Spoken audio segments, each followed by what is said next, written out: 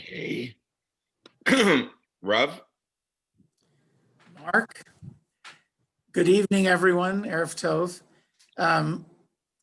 That piece was one of many that Rabbi Sachs had produced in that way in order to explain different aspects of Judaism.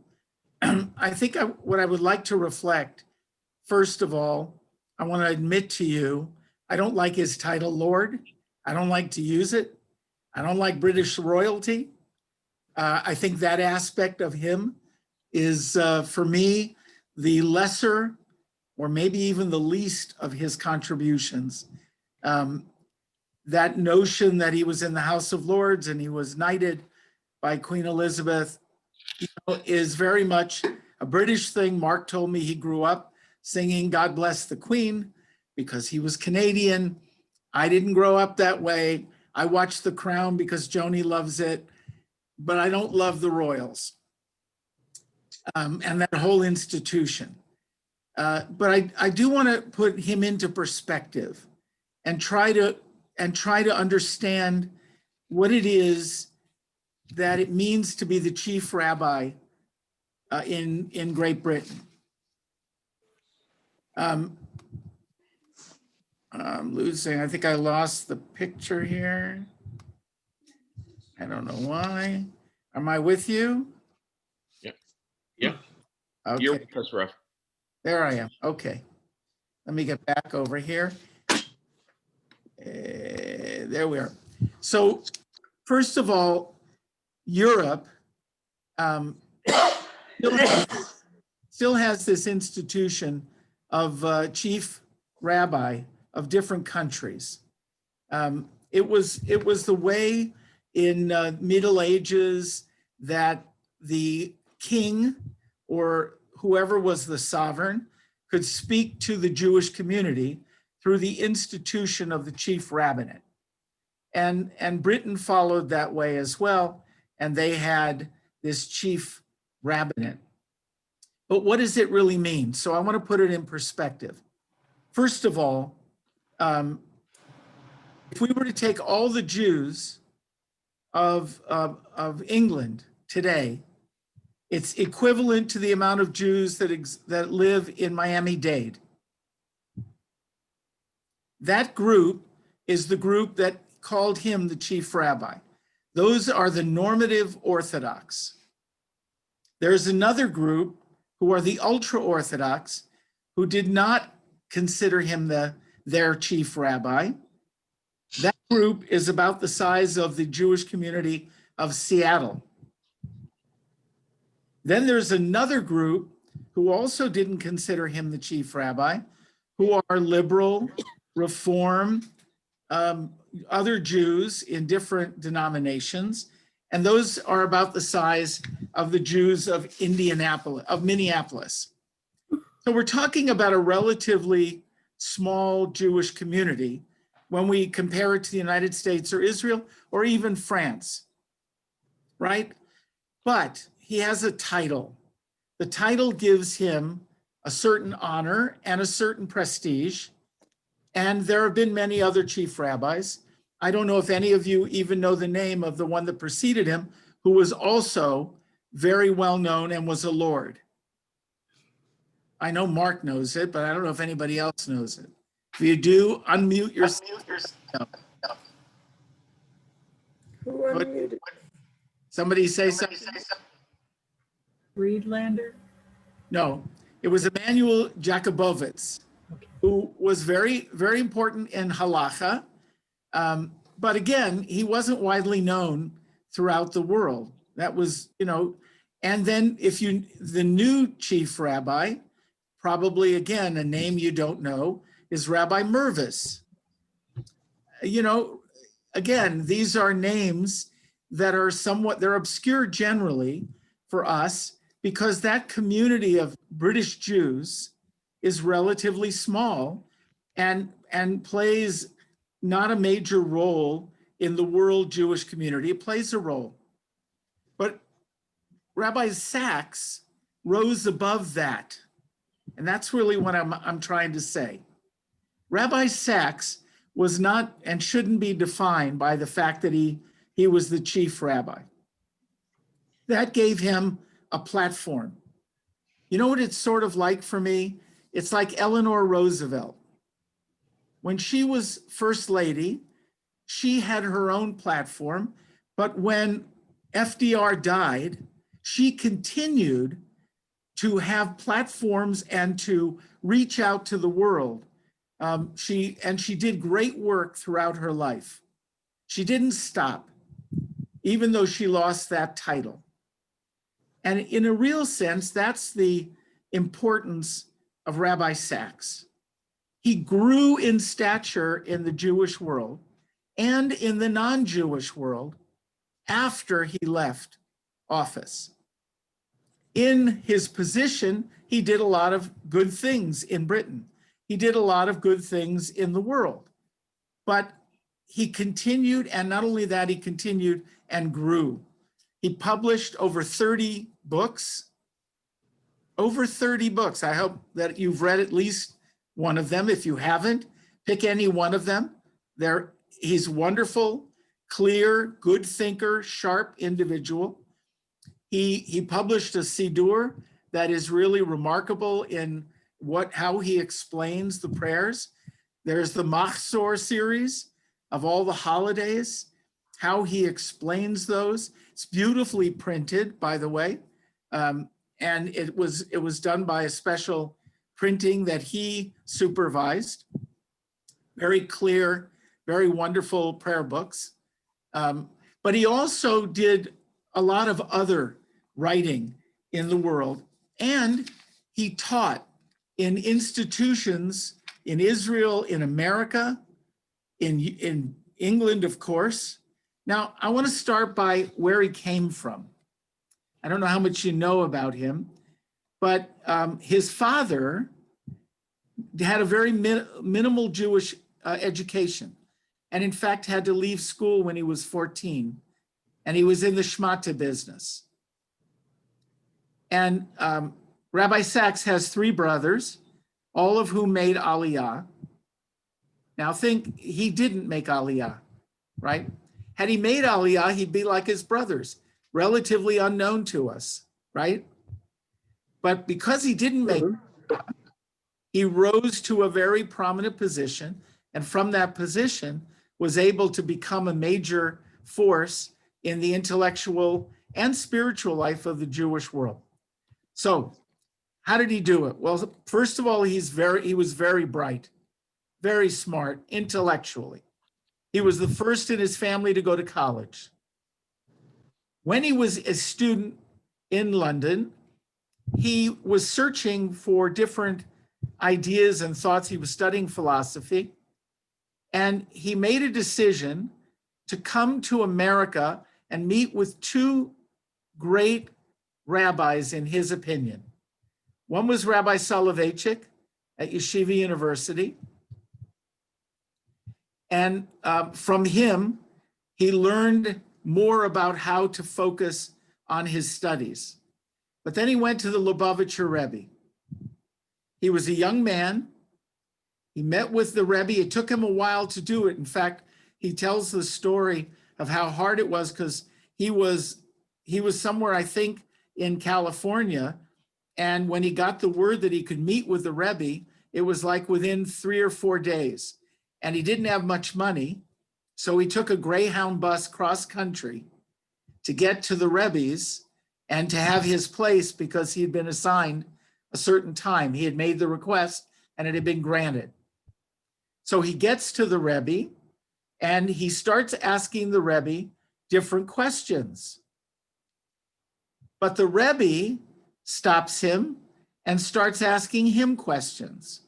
How many students are there in Cambridge? How many are active in Jewish life?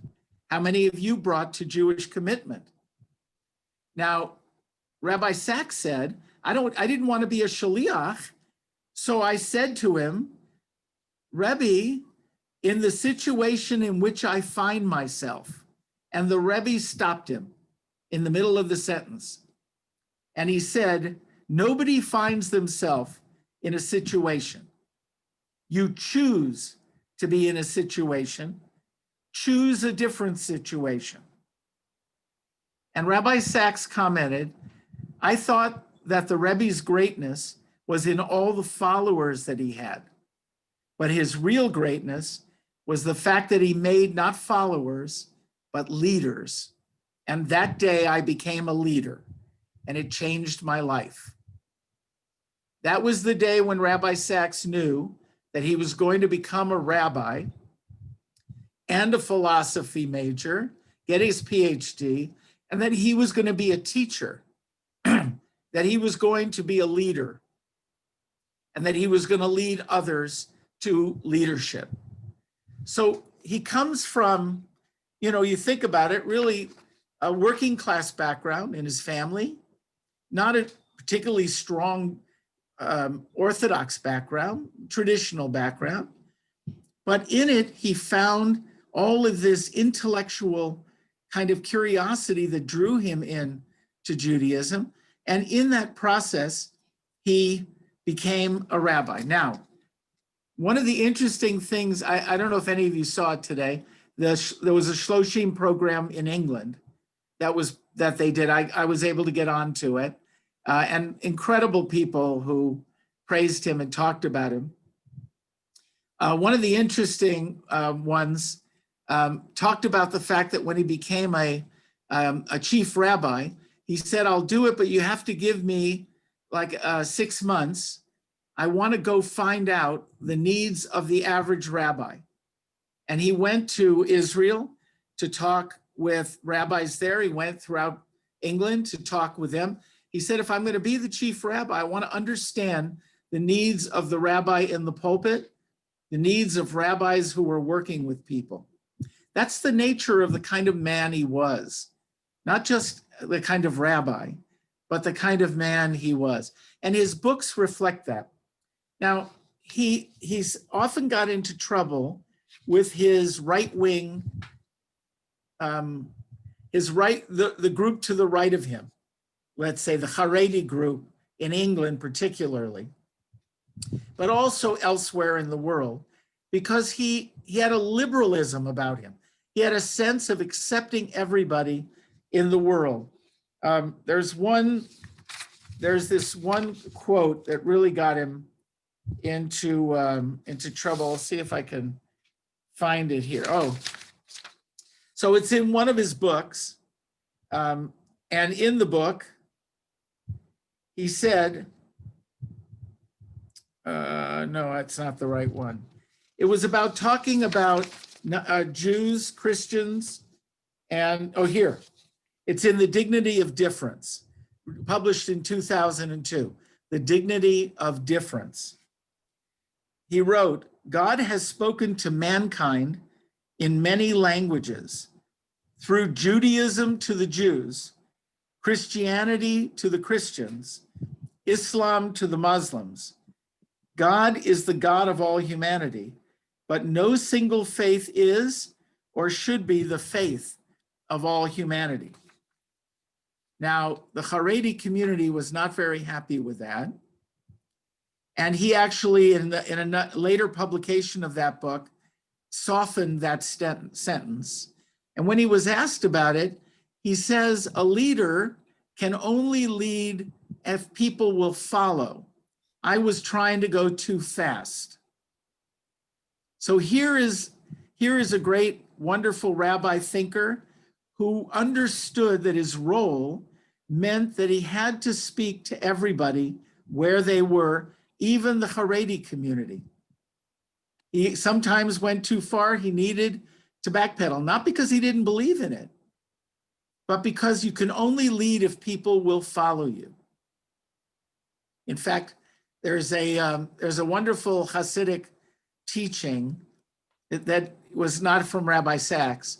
It's a wonderful teaching. The question is, in the Olam Haba, in the world to come, there are so many rabbis in the world and only so many Jews. When we're all resurrected, only the righteous are going to get resurrected. So we assume a lot of the rabbis will get resurrected, but how many of their congregants are going to get resurrected? So what's going to happen to the rabbis in the world to come who don't have any from their congregation who make it? There are no righteous from their congregation who get resurrected. And the answer is any rabbi who hasn't created any righteous people in their congregation is not going to be resurrected because they themselves are not righteous. In order to be a rabbi, you need to have followers who become their own leaders. And that's what Rabbi Sacks was able to do. Now, once he stopped being the chief rabbi, he no longer had all of the duties of the chief rabbi. There's a lot of, the chief rabbi, like any chief of any system, has a lot of details, a lot of bureaucracy, a lot of people to schmooze and deal with. He had a lot of stuff he had to do, a lot of ceremonies. There's just a tremendous amount. But when that was done, he was free to write more, to teach more, and he flew all over the world. He embraced social media. Many of you probably encountered him on his videos or on some of his the podcasts that he had. He really was able to make use of all of that. He also generated people's interest in him. Those of you who knew Jonathan Simons, Jonathan was one of his supporters, both when he was chief rabbi and after.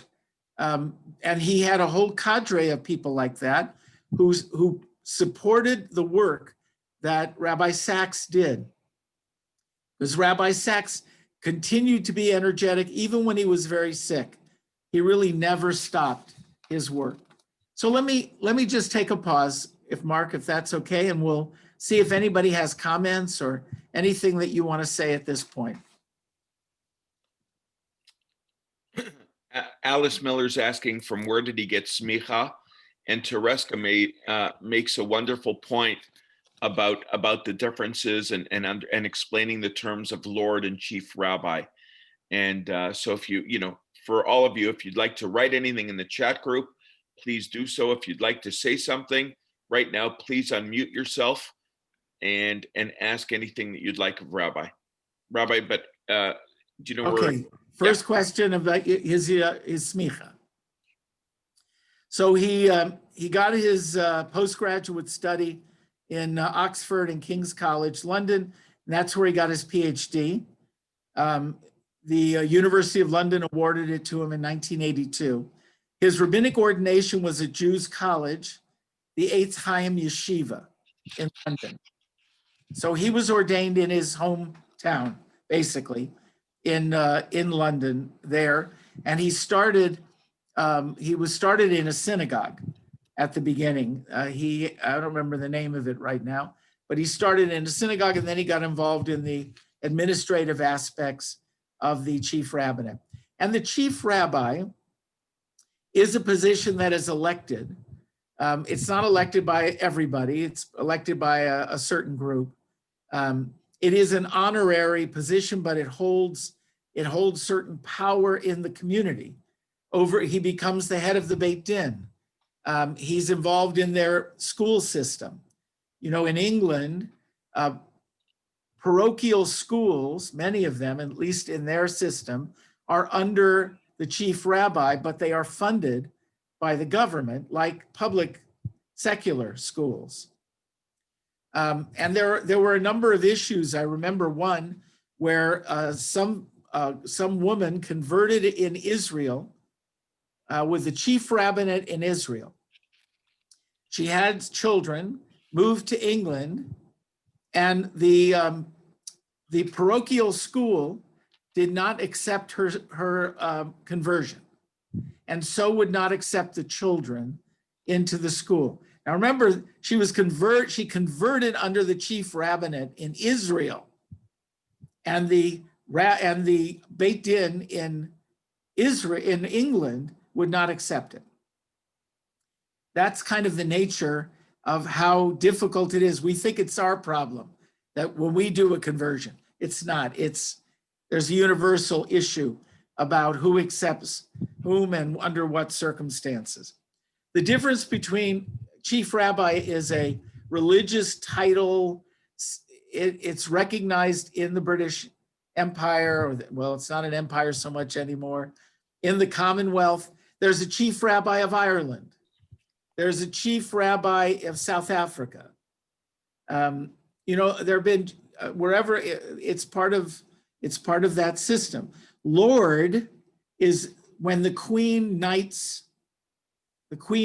somebody, and they are elevated in the aristocracy in England to become Lord. They become part of the House of Lords. His was a life tenure. I can't tell you what title he took because I didn't pay any attention to it, but there's a title that goes with it that he had to choose. And he became part of British royalty. He spoke in the House of Lords, and he was at the Middleton, he was at the wedding with Kate and William. He was invited, and he was there representing the Jewish community. Another question? Dr. Revo is asking, what was his relationship with the United Kingdom, North American, Israel, and world reform movement? Well, Rabbi Sachs is an Orthodox Jew, but he was more in the mold of Rabbi Yitzhak Greenberg. He dealt with all Jews. He dealt with Chabad. He felt very close to Chabad, and the Haredi community hates Chabad. He dealt with the Haredi community. He would speak with anyone, to anyone, particularly in the Jewish world. He loved Jews, and he loved Israel. He supported Israel, visited Israel often, was involved in the institutions, I think he was an adjunct professor at Ben Gurion University. He was, intimately involved in America. He was, I think, trying to remember whether it was NYU. He was on staff as well, was a visiting professor in the United States. He traveled all the time, spoke all the time, was very close to Jews around the world. It was NYU? Okay, yeah. So, he was that kind of individual, but what he was great at is he had this ability to, first of all, he was erudite and he was articulate, right? Any of you that want to hear him speak, go down to his TED Talk. Very few religious leaders are invited to TED Talks, the formal TED Talk. And 3 years ago, he was invited and he gave a TED Talk. Just go on and listen to him talking there, and you get the understanding of how clear he is, how clear thinking, how down to earth, but yet so erudite, so able to convey philosophical truths. The question of did I ever meet him or study with him? Yes, I was with him at least 3 times. Once in Israel, once in New York, and actually once here. He visited here and met with the rabbis down here. And then I was in a few lectures of his where I didn't study with him, but I heard him give a speech. But yeah, he was just this charismatic person who could touch anyone and speak to anyone. And he was humble. He was not affected in any way. He was able to back down for when he felt he was wrong. What was Jonathan Simon's relationship with him? Jonathan supported him, went to his functions, certainly knew to say hello to him. I think that he knew. I saw that he had written Jonathan a number of letters, signed a number of books to Jonathan. I don't think Jonathan ever studied with him. First of all, it wasn't Jonathan's thing. You notice when Jonathan was here, he came to services, but he didn't do Torah study with us. It wasn't the way Jonathan related to Judaism. And Rabbi Sachs really loved text. Text was he was anchored in the Bible and in Mishnah Talmud. But the Bible was, he explained the Bible. Tony Blair was on this afternoon and talked about how Blair had studied the Bible as growing up and knew the Bible stories, but he said Rabbi Sachs, he called him Jonathan, by the way. Rabbi Sachs brought it home that it related to me. He taught me about leadership, about what it means to lead, that we don't lead with I, we lead with we. Tereska, you're going to make some comments about this Lord thing or something in the UK? Sure. So it's difficult to explain to Americans how important the term Lord is to the average Brit, but it is extremely important. It gives you a kind of a term of dignity to sit in the House of Lords that we just don't have in the US. And indeed, right now, politically, so many more people, regardless of where you are, sit on the political spectrum, support the royal family versus any politician because of that dignity conveyed in it. And he was regularly on the BBC, like morning programs. They have things like Thought for the Day. They regularly have religious chats, interfaith religious chats, Muslim, primarily Muslim, Christian, Jewish, sometimes Hindu, sometimes Buddhist, but they would have a leading figure kind of give a thought for the day. And it was usually a message of peace or something like that. And there are not very many Jews in England, as you pointed out, Rabbi. There just aren't, like statistically. But he made it so that everybody felt connected to the Jewish faith, regardless of what their faith was, because he was, as you also said, so erudite, so clear, and had such a peaceful message. And it very much helped with Anglo-Israeli relationships as well, because there are certainly a lot more Muslims in the United Kingdom. He really kind of was served as, just because he was so wonderful as a human and so accessible. And as you pointed out, social media, the radio, the television, he was accessible to us. He was a rabbi for everyone, regardless of your faith, if you will. And so that just made it for a more peaceful environment regardless. Right. No, I get it. I just don't get it as an American. Right. No, I understand that. But just living there, Right, it really, right. No. it's a big, big deal to be a chief rabbi and in the House of Lords. It's a huge deal. And people do respect it in the UK and in academic circles. So if you would go, any of the universities to have Chief Rabbi Jonathan Sachs say something means something in a way that no other title does. Right. He taught wonderful things, and I want to share with you a couple of his teachings before we go to the final video at the end. But it was very important, and one of the big issues is the issue of the we versus the I. And it's a theme that runs throughout his texts that he wrote and that he spoke. The idea that we need to be about we lead from we and not from I. And, he talked about the whole notion when he wrote his final book, Morality, Restoring the Common Good in Divided Times, which came out before the COVID-19 lockdown. He wrote this: they're only concerned with their own interests.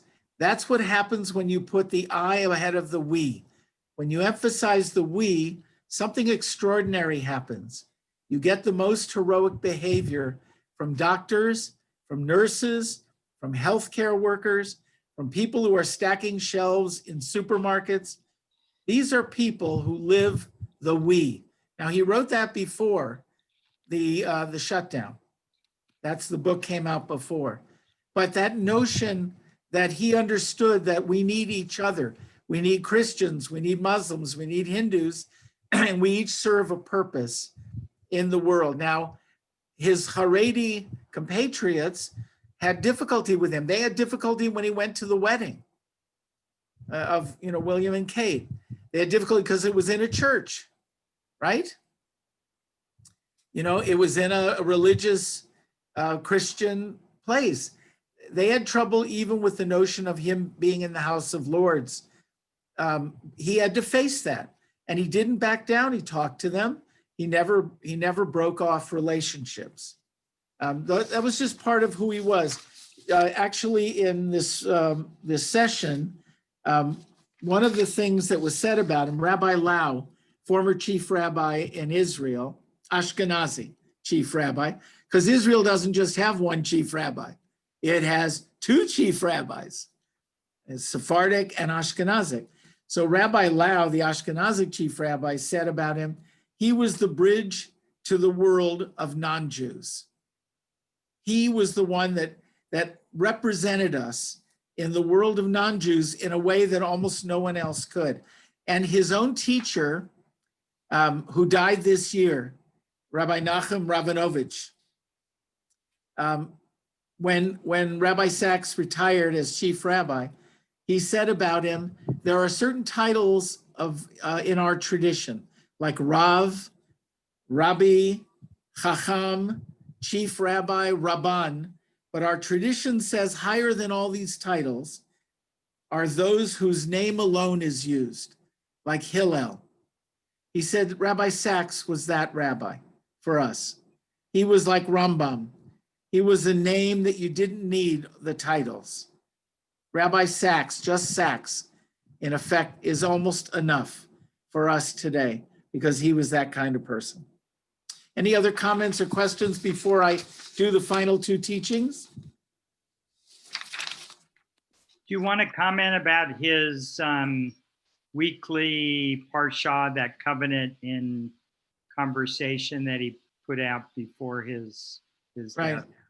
Well, and I assume those will be published, all of them are being gathered and will be published because he has, there's a whole group behind him that has supported all of his work because he was so charismatic. There are a lot of rabbis. There's a rabbi that's very important, Rabbi Shagar, who died when he was in his 50s, who has very little in English.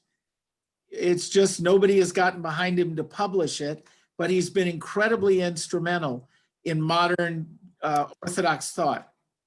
But Rabbi Sachs, his work gets published. It will be published. It will be gathered together. It's the nature of who he was because he was such a public figure. So, his commentary, I don't think is a major piece of his legacy. It is clear, they're good lessons, but they tended to be more sermons. They had a point.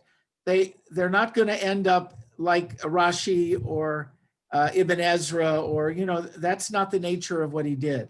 He would give more the kind of the lessons, the sermonic things. Rabbi, you didn't answer the question about why the Haredi and he did not get along.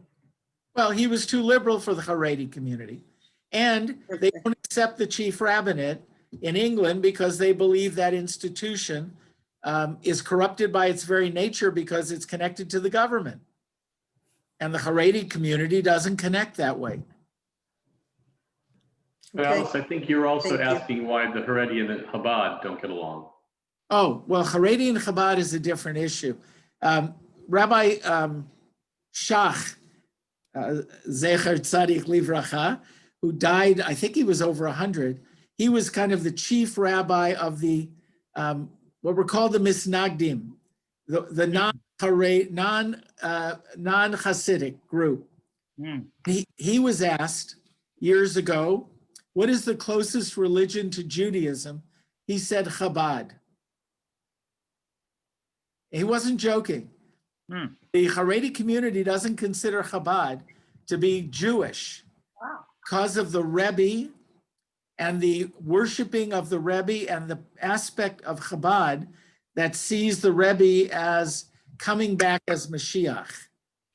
We don't hear it much today, but it's still very much an undercurrent within the Chabad community. Rabbi, is there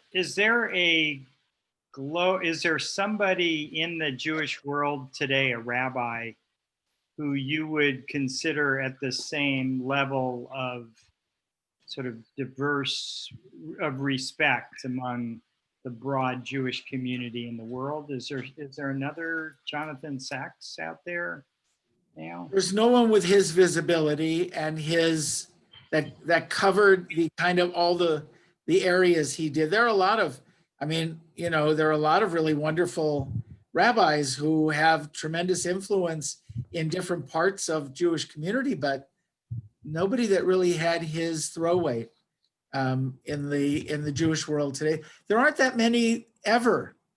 That's our structure too. Go back, it's people who rise to that unique place where they're accepted by so many different aspects, not just of Jews, but of the world.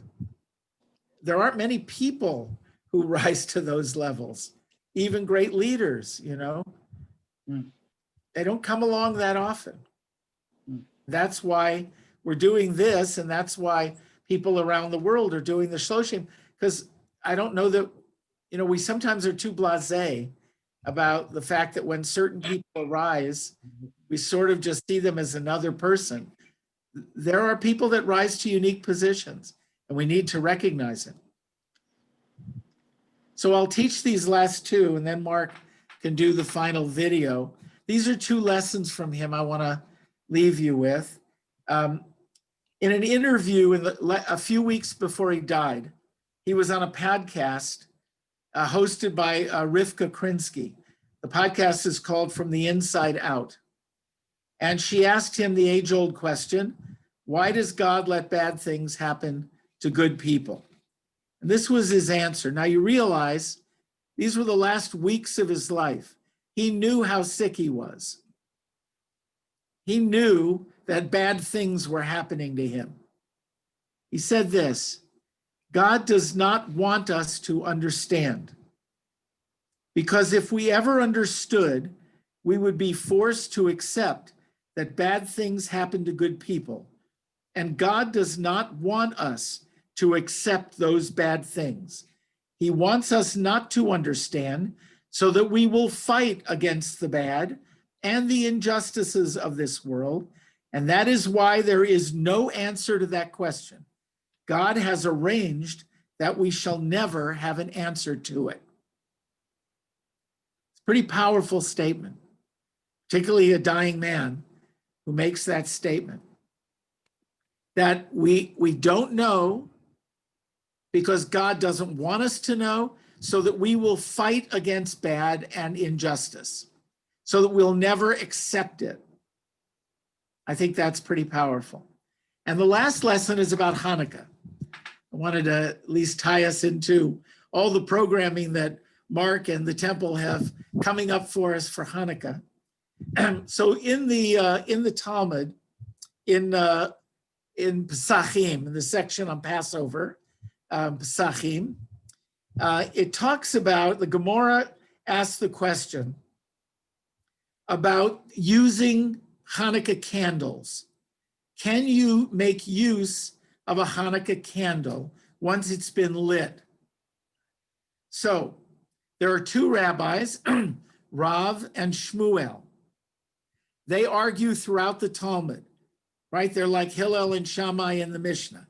They argue throughout the Talmud, Rav and Shmuel. And the halacha is always according to Rav, except for 3 times. And this is one of those times. So Rav said, no, you cannot use the candlelight of a Chanukiah that's been lit for any purpose.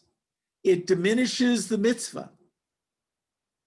Shmuel said, you can use it to light another Chanukiah. It adds to the mitzvah.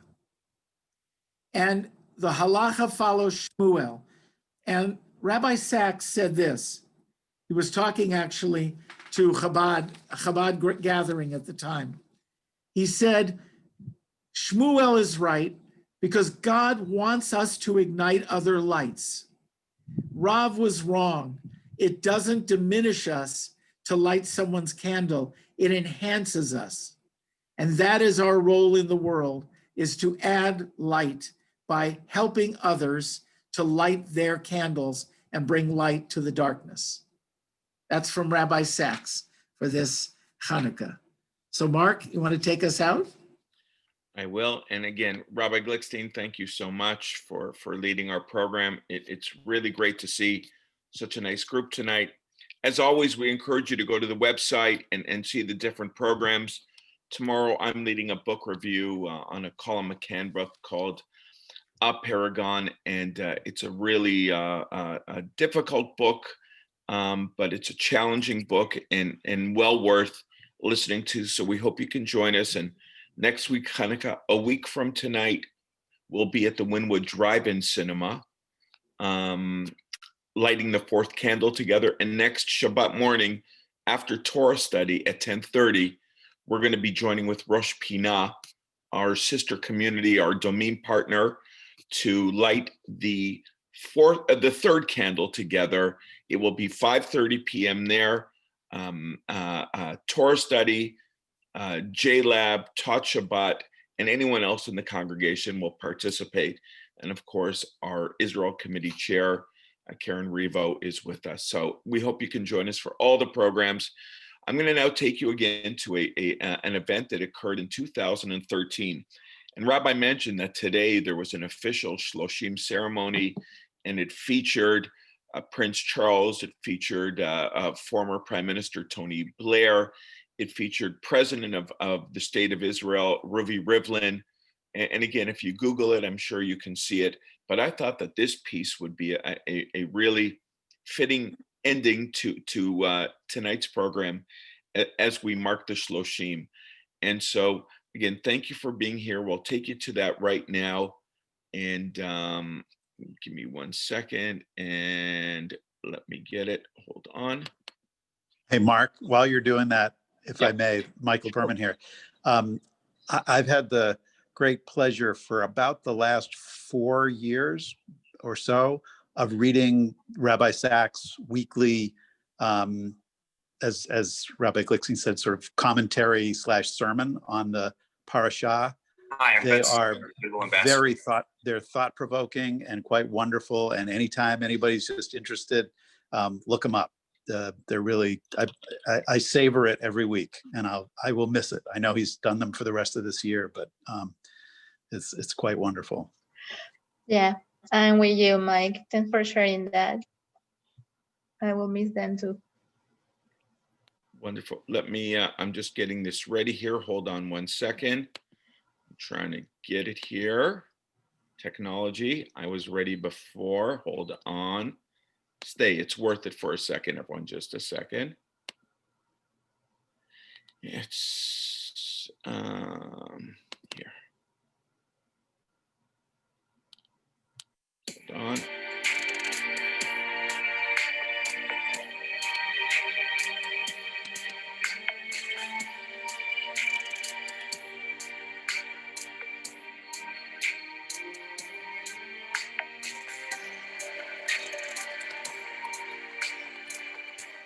He was capable of demonstrating to us the wonders of our faith, whilst connecting us to our Jewish heritage with a verve and style so fresh and invigorating that it made a lifelong impression on me and many others. His name was Jonathan Sachs. We are so proud to have had him as our Chief Rabbi.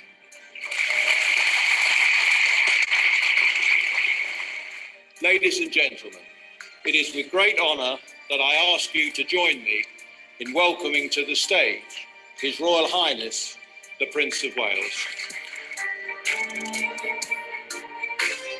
As we were both born in the year of the State of Israel's birth, I realize, of course, that we have now reached the official age of retirement.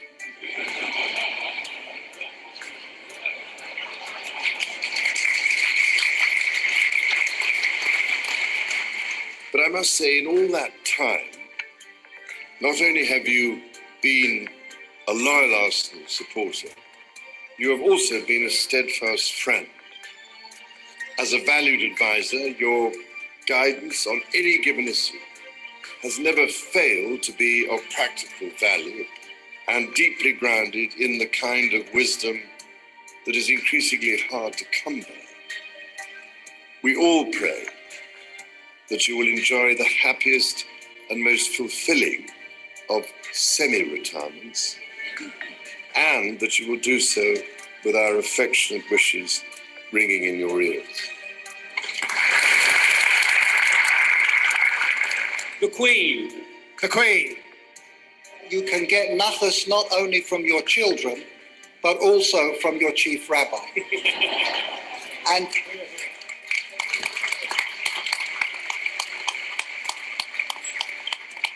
And so it is with very, very deep honor and pleasure that I ask you to stand and to raise your glasses in drinking a toast to the President of the country that the Chief Rabbi has so beautifully described as the home of hope, the state of Israel. L'chaim. Over the last 22 years, my life has been full of privilege, and I feel humbled by it all. But I want you to know I could not have done any of this without my wonderful husband.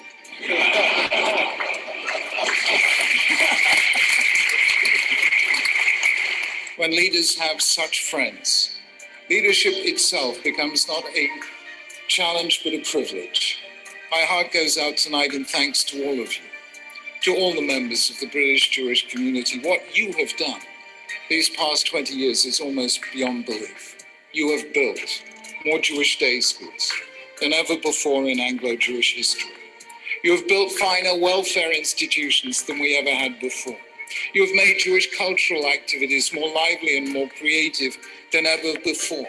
Anglo-Jewry is just less stuffy than it used to be. There's less oi, more joy, and that's how it ought to be. Our community has long had a great past, but now it has a great future. That is your achievement, and I salute it. For coming to see us off and making these 22 years the most exciting and fulfilling of our lives, Elaine and I thank you and bless you.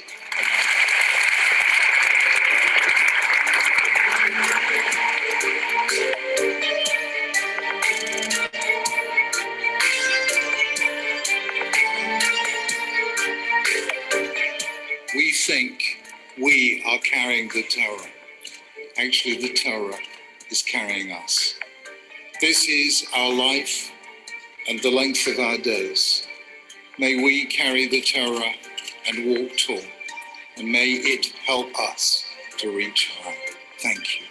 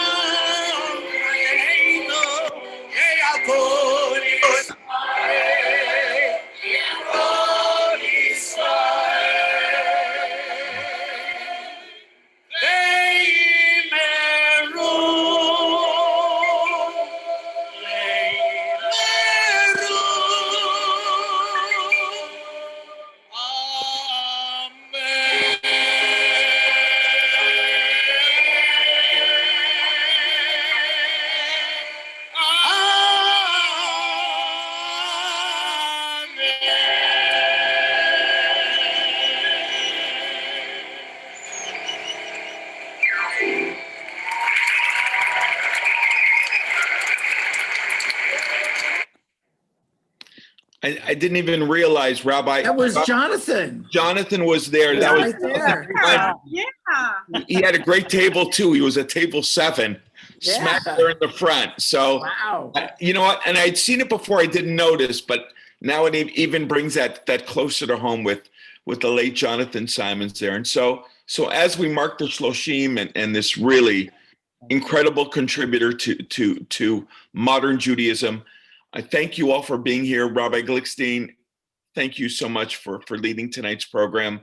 We look forward to being together in good health, and hopefully soon we can do this in person and stop with these with the Zoom stuff. And I look forward to that hopefully very soon.